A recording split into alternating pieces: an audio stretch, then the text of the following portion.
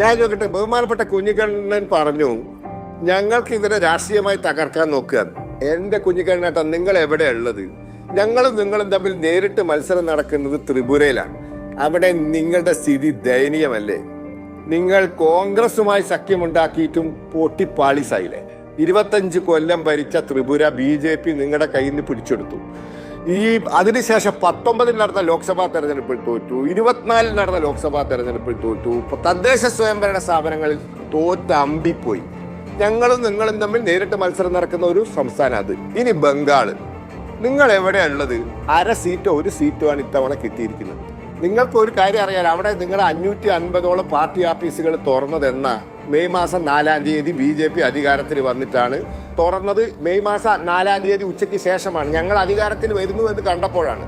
നിങ്ങൾ ബംഗാളിൽ ഞങ്ങൾക്കൊരു ഭീഷണിയാണോ? നിങ്ങൾ ഇല്ലാണ്ടായി അവിടെ. പിന്നെ കേരളത്തിൽ 3 സീറ്റ് ഞങ്ങൾക്ക് കിട്ടിയിട്ടിട്ട് ആ 3 സീറ്റിനും തോറ്റത് നിങ്ങളെ മുന്നണിയാണ്. അത് ഞാൻ അംഗീകരിക്കുന്നു. അപ്പൊ ഞങ്ങളും നിങ്ങളും തമ്മിൽ മത്സരം നടക്കുന്നിടത്ത് നിങ്ങൾ അമ്പിക്കഴിഞ്ഞു. നിങ്ങൾ പഴയ പ്രതാപമുണ്ടായിരുന്ന സ്ഥലങ്ങളിലൊക്കെ നാമാവിശേഷമായി. ഞങ്ങൾ വന്നതുകൊണ്ടാണ് പാർട്ടി ഓഫീസ് തുറക്കാൻ പറ്റിയത്. നിങ്ങളെ കൊണ്ട് ഞങ്ങൾക്ക് എന്ത് ബുദ്ധിമുട്ടാണ്? അപ്പൊ അതൊന്നും പറയണ്ട. നിങ്ങളെ തകർക്കാനൊന്നും അല്ല, അതിന്റെ ആവശ്യമൊന്നും ഇല്ല. നിങ്ങളെ തകർക്കേണ്ട പണി നിങ്ങളുടെ ആളുകൾ തന്നെ എടുക്കുന്നുണ്ട്.